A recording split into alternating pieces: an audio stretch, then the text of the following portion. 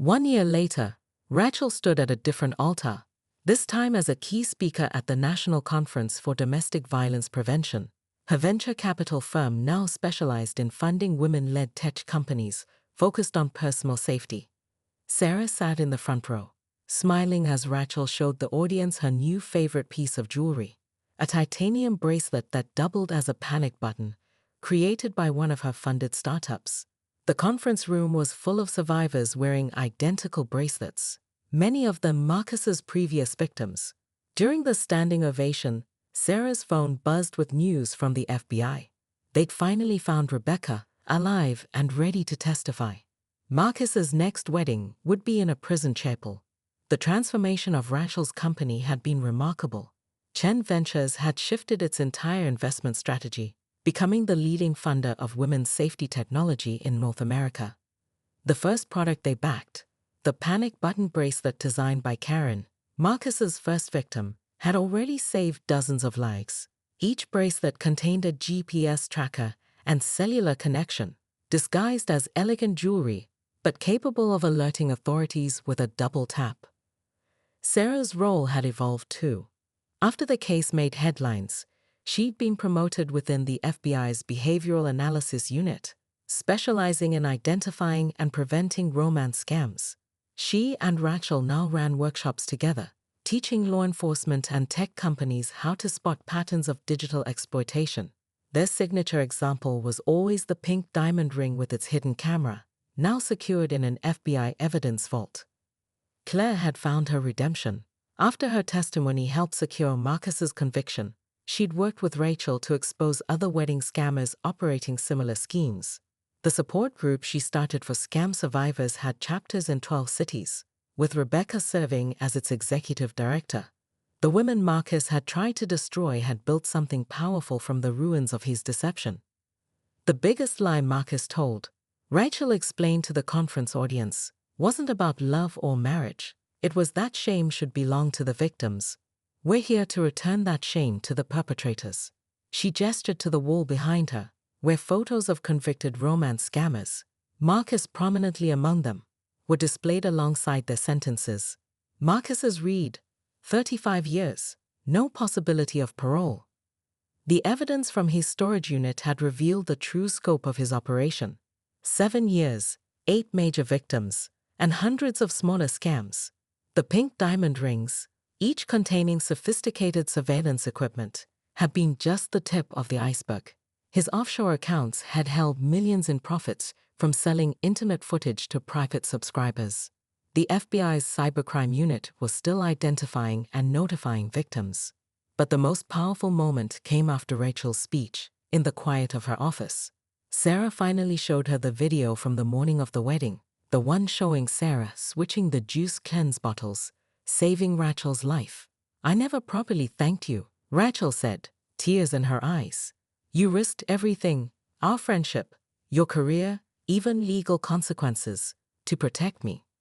Sarah smiled, pulling out a small box.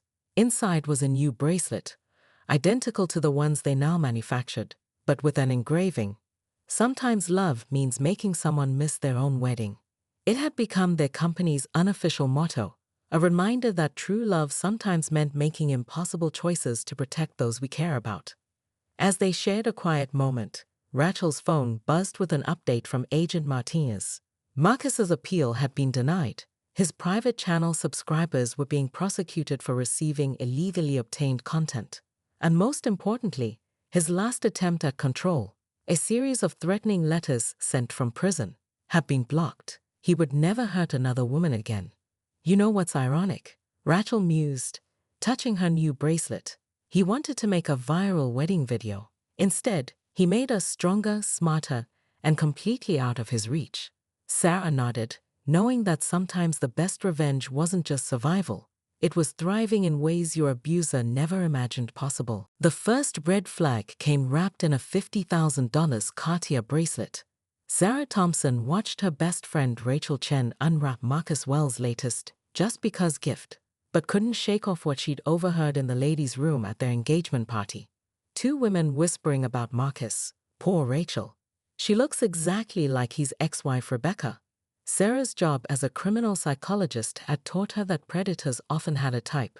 When she secretly ran Marcus's background check, her blood ran cold. 3 previous marriages, all to successful Asian American women, all ended mysteriously.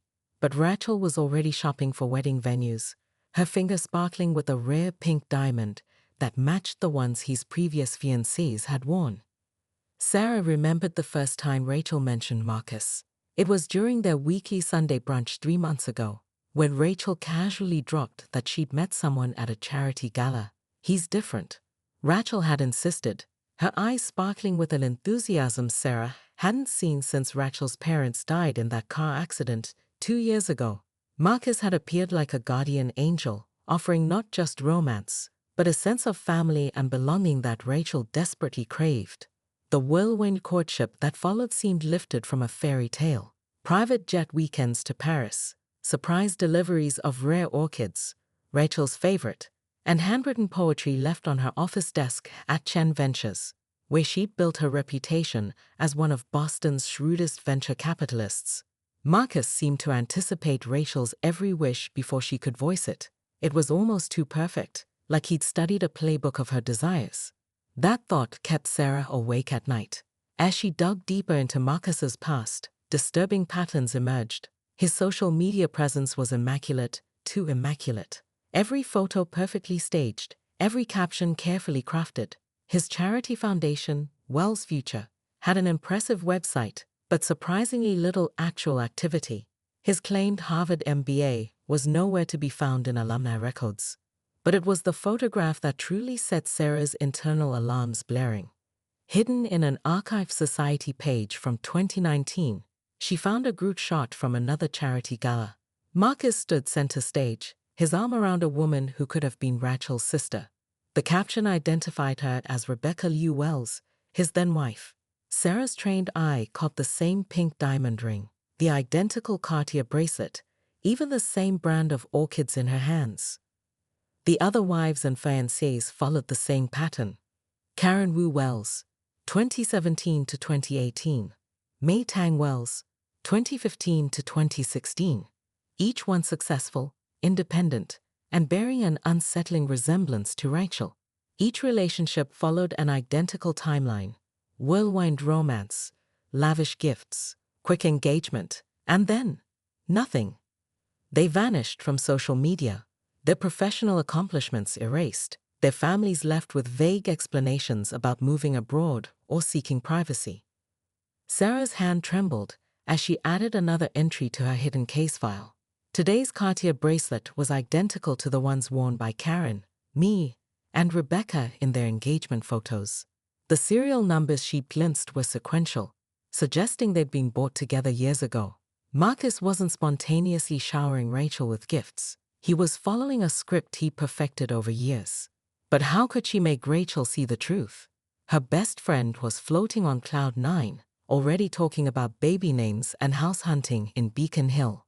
Marcus had even convinced Rachel to consider stepping back from her company to focus on their future family, the same career sacrifice each previous wife had made just before their weddings. As Sarah watched Rachel admire her new bracelet in the soft afternoon light of her penthouse apartment, a chill ran down her spine. The look in Rachel's eyes wasn't just love, it was the same hypnotic devotion she'd seen in victims of sophisticated psychological manipulation.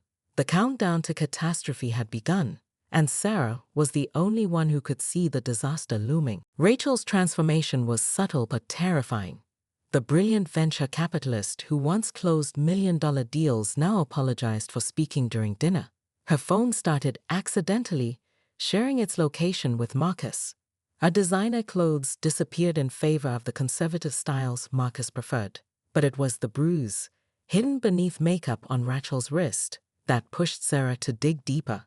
That night, she created a fake Instagram account and messaged Marcus's 3 ex-wives. Within hours, she received a single response. Tomorrow, 3 p.m., Noah Cafe. Come alone. She's in more danger than you know. The changes had started small, almost imperceptible to anyone who didn't know Rachel as well as Sarah did. First, it was Rachel's signature red lipstick disappearing, because Marcus preferred a natural look.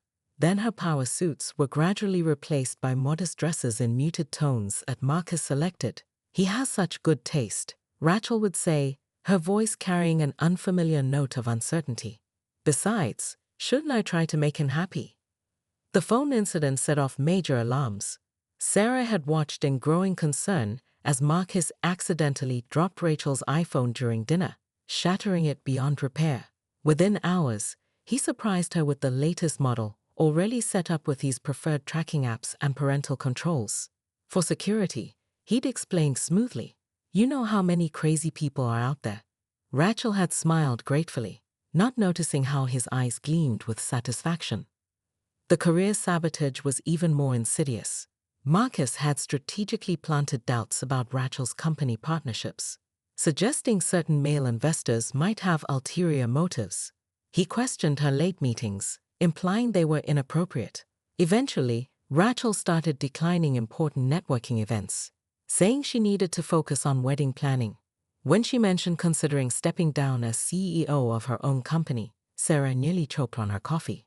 But it was the incident at the bridal boutique that cemented Sarah's worst fears. While helping Rachel try on wedding dresses, she noticed the finger-shaped bruises on her friend's wrist, poorly concealed by foundation. Rachel pulled away when questioned, laughing it off as a silly accident during dance lessons. The excuse was rehearsed, delivered with the same hollow cheerfulness Rachel now used more and more frequently. That evening, Sarah's research took a darker turn. Cross-referencing court records revealed multiple restraining orders against Marcus from women who weren't his wives, all withdrawn mysteriously within weeks of filing. His first wife, Karen, had documented hospital visits for accidental falls that stopped only after she disappeared to travel abroad. May's thriving art gallery had suddenly closed, its website replaced with a vague message about personal reasons. And Rebecca's social media had gone dark overnight, her last post a smiling photo with Marcus at their engagement party. The response from her Instagram message was unexpected, a burner account with no profile picture, using a string of numbers as its handle. The message was cryptic but urgent. "Noa Cafe, 3 p.m. Watch for a green scarf. Don't tell anyone. He has people everywhere." Sarah's training kicked in as she prepared for the meeting. She set up location sharing with her FBI colleague, Mark, with instructions to check in if she didn't update him hourly. She chose a seat with clear sightlines to all exits, ordered a coffee she wouldn't drink, and waited. At exactly 3 p.m., a woman in a green scarf slipped into the seat across from her. Her hands trembled as she adjusted her scarf, revealing a familiar Cartier bracelet, identical to the one Marcus had just given Rachel. "You must be Sarah," the woman whispered, her eyes darting nervously around the cafe. "I'm Claire, and if you don't help me stop this wedding, Rachel won't just use her company, she might not survive the honeymoon. Just like Rebecca didn't." The woman at Noa Cafe wasn't one of Marcus's ex-wives. She was Claire, his supposed ex-girlfriend and current accomplice. "I can't do this anymore," Claire whispered, sliding over a USB drive with shaking hands. "We've done this 7 times. The wives, the fiancés, they're not just for scams anymore. He keeps trophies, Sarah." The drive contained footage that made Sarah's professional composure crack. Marcus and Claire had turned destroying successful women into a lucrative social media empire. Each wedding disaster video earned millions, but worse were the private clips of Marcus psychologically breaking each woman before the big day. Rachel was meant to be victim number 8. Claire's hands wouldn't stop trembling as she pulled out a laptop.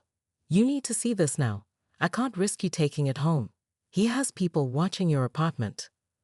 The first video loaded, Rebecca's wedding day, filmed from multiple angles. Everything seemed normal until the objection moment. Claire had played her part perfectly, revealing the affair, but something went wrong. Rebecca didn't break down as planned. Instead, she laughed. "That's when everything changed," Claire continued, her voice barely audible. "Rebecca was supposed to be humiliated, run away crying. That's how we always scripted it. But she stood there and laughed. Said she'd suspected all along, had transferred all her assets, and was wearing a fake ring." Claire pulled up another video, security footage from later that night. Marcus, his carefully cultivated charm replaced by cold fury, cornering Rebecca in the hotel garage. Sarah's criminal psychology training kicked in as she watched the footage. The wedding disasters weren't the real endgame, were they? She asked, studying Claire's face. They were just cover for something worse. Claire nodded, tears streaming down her face. At first, it was just about the viral videos. Marcus found wealthy, successful women, love-bombed them, then I'd dramatically expose our affair at the wedding. The humiliation videos would go viral, we'd profit from the views, and move on to the next city. She pulled up a private YouTube channel, millions of subscribers, all there to watch carefully edited versions of the wedding disasters. But Marcus got obsessed. Started picking women who looked alike, successful Asian American executives, all with similar features. He'd make them wear the same clothes, give them identical jewelry. Claire's fingers flew across the keyboard, pulling up photos. Karen, me, Rebecca, and now Rachel. They could have been sisters. He keeps their rings, their phones, their jewelry. Has a whole room, like a museum. The next video made Sarah's blood run cold. Hidden camera footage from Marcus's home office showed him late at night, talking to mannequins dressed in his victims' clothes. Each mannequin wore one of the identical pink diamond rings. He called them all Rebecca. After Rebecca's wedding, when she laughed at him, something snapped, Claire continued. The next 3 weddings, the women didn't just lose their money and dignity. They vanished, moved abroad. But I saw the trophies he kept. Their rings, their phones, their passports. Sarah's training helped her maintain composure, but her mind was racing. Why come forward now? Why Rachel? Claire pulled back her sleeve, revealing bruises. He's escalating. The last girl before Rachel? She wasn't just humiliated. The honeymoon booking was for one way. I helped him clean up too many loose ends, delivered too many gifts to his trophy room. But Rachel, she choked back a sob. Rachel looks exactly like Rebecca, and he keeps saying this time he'll get it right. He's got something bigger planned for the wedding, something final. Sarah's phone buzzed. A text from Rachel. Just picked up my wedding dress. Marcus chose it himself. Says it's identical to Rebecca's. Isn't that romantic? Claire's face went pale. That dress.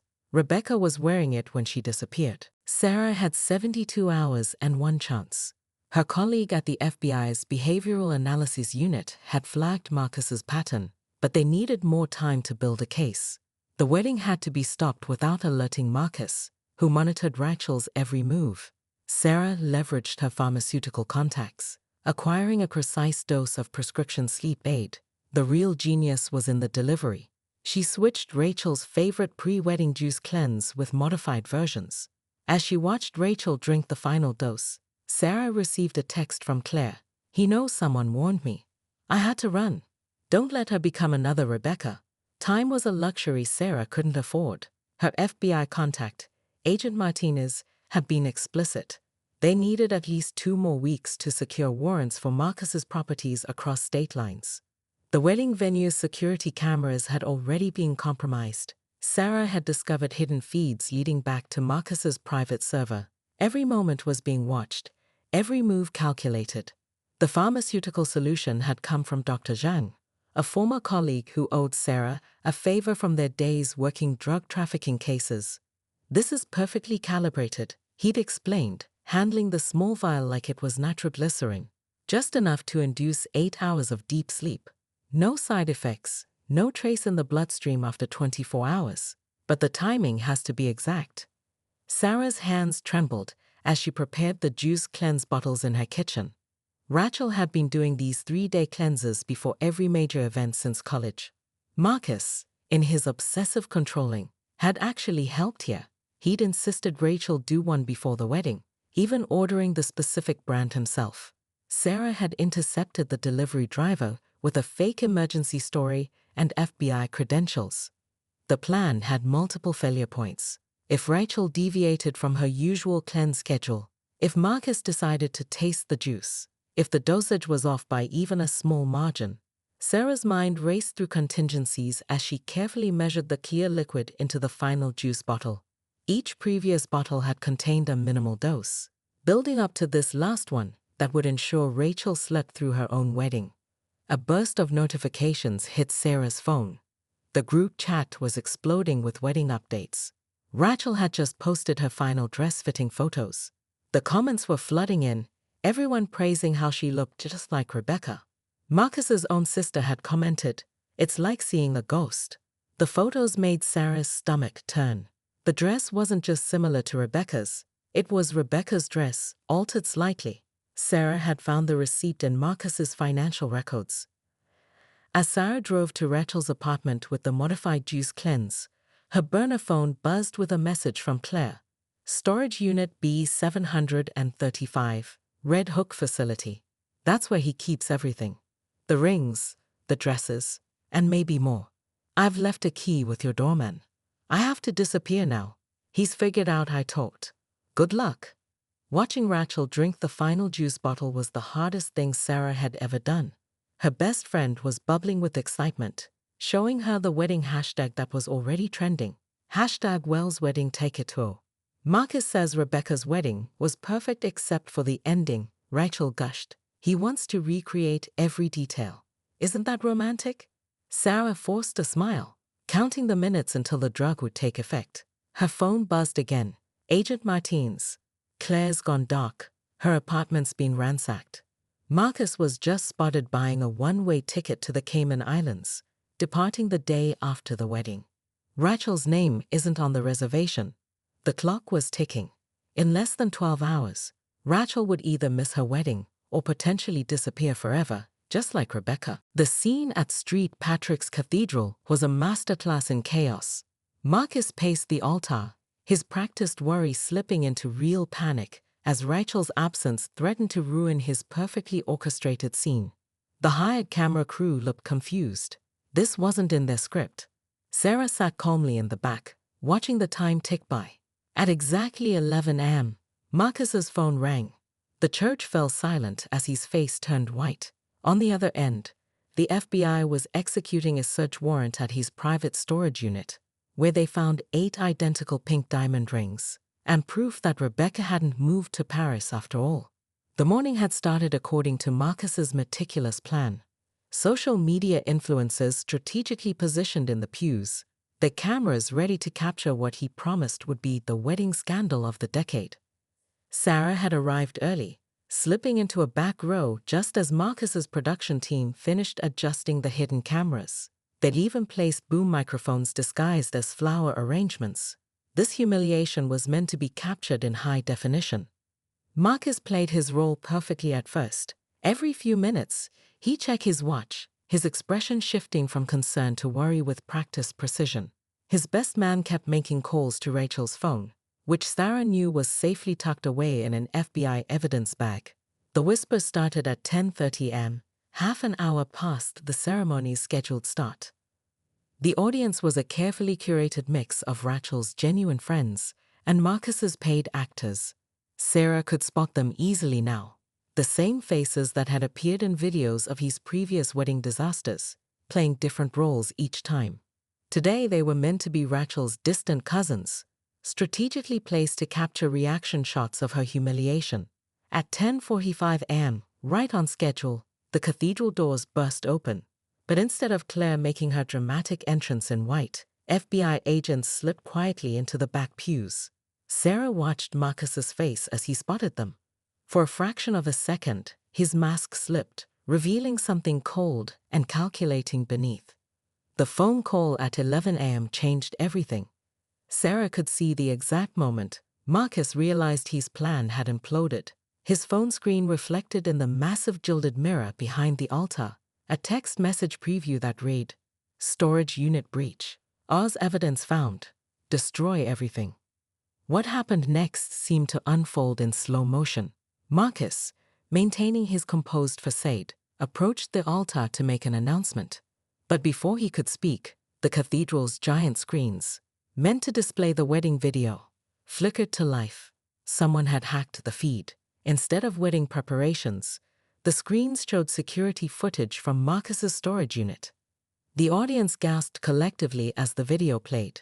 Rows of mannequins wearing wedding dresses, glass cases displaying identical pink diamond rings, and most stunning of all, passport photos of all his previous brides, including Rebecca, arranged in a twisted timeline leading up to Rachel's photo. Marcus lunged for the control panel, but froze when he saw the next image. It was a recent security photo from an ATM in Montreal. Rebecca, very much alive, talking to FBI agents. The timestamp read, 2 hours ago. Marcus Wells. Agent Martinez's voice boomed through the cathedral as she stepped out from behind a pillar. We have some questions about Rebecca Liu's disappearance, and Karen Wu's, and Mi Tang's. Each name hit like a hammer, making Marcus flinch. Sarah's phone buzzed one final time. A message from the secure facility where Rachel was sleeping peacefully. She's safe. Evidence recovered. Rebecca's testimony recorded. It's over. But as Sarah watched Marcus being led away in handcuffs, she noticed something that made her blood run cold. He was smiling. The same calculated smile she'd seen in videos of his previous weddings. This wasn't over. It was just the end of Act 1. Rachel woke up in a secure FBI safe house, surrounded by evidence of Marcus's true nature. But it was the video diary from Rebecca, recorded before her disappearance, that finally shattered Rachel's rose-colored glasses. If you're watching this, Rebecca's voice trembled. You're probably wearing my ring. The pink diamond isn't real. It's a camera. He watches you through it. Run. Rachel's manicured fingers shook as she removed the ring, finding the tiny lens hidden in the stone's facets. Her entire engagement had been a live stream for Marcus's devoted followers. The room was bathed in soft afternoon light when Rachel fully regained consciousness. Her wedding dress hung in the corner like a ghost, its intricate beading catching the sunlight. Agent Martinez sat quietly nearby, a thick file folder open on her lap. How long? Rachel asked, her voice hoarse. How long has Sarah known? 3 weeks, Martinez replied, sliding over a bottle of water. She came to us the moment she found the pattern. But we needed time to build a case, to find Rebecca. She paused, gauging Rachel's reaction. Rebecca's been working with us undercover for months. She was the key to finding the others. Rachel's hands trembled as she reached for the USB drive on the bedside table. The television screen flickered to life, showing Rebecca, alive, strong, determined, sitting in an interview room. She wore a neat blazer, her hair pulled back, looking nothing like the frightened woman from her wedding video. Hello, Rachel. Rebecca began. I'm sorry we're meeting like this. I fought back when Marcus tried to make me disappear. That wasn't in his script. He likes control, predictability, women who follow his carefully choreographed destruction. I refused to play my part, so he had to improvise. She held up her own pink diamond ring. These aren't just jewelry. They're surveillance devices. Every moment, every private conversation, streamed to his private server for his followers to consume. The evidence unfolded like a nightmare. Screenshots of Marcus's private chat rooms, where subscribers paid premium rates to watch his performances. Blog posts analyzing his manipulation techniques. Tutorial videos where he taught others how to identify and exploit successful women. Rachel saw herself through his eyes, not a partner, but a character in his twisted production. The dress, Rachel whispered, staring at the white gown. He said it was custom-made. Martinez shook her head. It was Rebecca's. He's been recycling the same elements, the rings, the dresses, the bracelets, creating perfect parallels. The FBI found a storage unit full of them, 8 identical sets of everything. Rachel's phone had been placed in an evidence bag, but Martinez handed her a tablet. You might want to see what you missed today. The screen showed footage from the cathedral, Marcus's arrest. The evidence revealed on the big screens the chaos that erupted, but it was the comment section that caught Rachel's eye. Hundreds of women coming forward, sharing similar stories. Marcus had been running this scheme for years, on different scales, across multiple states. Sarah drugged me, Rachel said suddenly, the realization hitting her. The juice cleanse. She saved your life? Martinez replied quietly, sliding over another file. We found this in Marcus's private office. Your honeymoon itinerary. One-way ticket to the Cayman Islands. Hotel booking for one. And, she hesitated, a substantial life insurance policy he took out on you last week. Rachel's whole body shook as the full impact hit her. Every memory of their relationship shifted, revealing the manipulation beneath the romance. The way he isolated her from friends, controlled her appearance, pushed her to step back from her company. The identical pink ring on her finger suddenly felt like it was burning. There's one more thing you need to see, Martinez said, pulling out her phone. This just went live on Marcus's private channel. It seems he had a backup plan. The screen showed a countdown timer, ticking away beneath a single sentence. The show must go on. Marcus's downfall went viral in real time. Rachel's single Instagram post broke the internet. A photo of all 8 pink diamond rings arranged in a circle, with case files visible in the background. The caption read, "Something borrowed, something blue, like the files the FBI has on you." Claire's testimony is devastating, and Rebecca's family finally has answers. The ring is in the evidence locker, where it belongs. #justice for Rebecca #wedding scammer caught. Within hours, dozens of other women came forward, Marcus's empire of emotional destruction crumbling as his millions of followers became witnesses to his crimes. But Rachel wasn't done. As Marcus sat in his holding cell, probably expecting her to hide in shame like his previous victims, she orchestrated her masterpiece. She had learned from the best, after all, about timing, audience, and perfect dramatic execution. The countdown timer on Marcus's private channel kept ticking, his followers eagerly awaiting his promised backup plan. They had no idea they were about to watch his complete destruction instead. At exactly midnight, when the timer hit 0, every screen in Marcus's network simultaneously displayed a new video. Rachel appeared, sitting in his private trophy room, surrounded by the evidence of his crimes.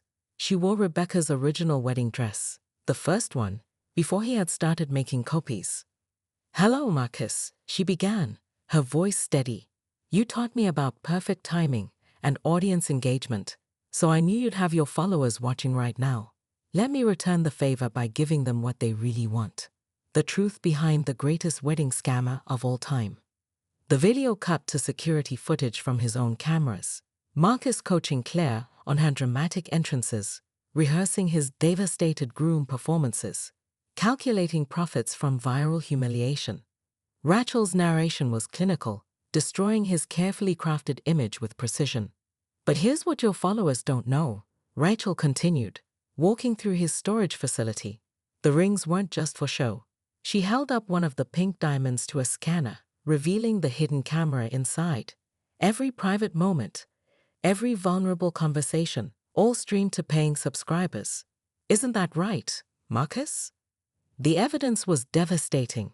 Rachel had worked with FBI cyber experts to trace his private server, uncovering years of stored footage.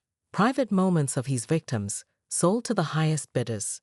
The same followers who thought they were watching romantic disasters were actually consuming stolen internet content without knowing it. But Rachel's masterstroke came next. "You always said timing was everything." She smiled into the camera. "So I waited until exactly midnight to release this, when your bail hearing was scheduled. I wonder how the judge will react to learning about your hidden offshore accounts." She held up banking documents, the ones you used to store profits from selling illegal surveillance footage. Marcus's followers watched in horror as their idol was exposed. The same audience he had cultivated to witness humiliations now became witnesses to his crimes. Rachel had turned his own weapon, public exposure, against him. "Oh, and Claire," Rachel added, "check your email. I've transferred enough money to help you start over. Your testimony saved lives. Consider it a wedding gift, the one I would have given you if you hadn't found your conscience." The video ended with Rachel holding up her engagement ring one last time. "Something borrowed, something blue," she repeated, before dropping it into an evidence bag. "But the only thing borrowed was your freedom, Marcus, and it's time to return it to the state." Within minutes, the video had been shared thousands of times. Marcus's private channel imploded as followers turned on him. His backup plan, whatever it had been, was drowned out by the tsunami of evidence Rachel had released. The final shot showed Rachel walking out of the trophy room, head held high, as FBI agents sealed it for evidence. Behind her, a small army of women waited, all of Marcus's previous targets, standing together, ready to testify. The hunters had become the hunted.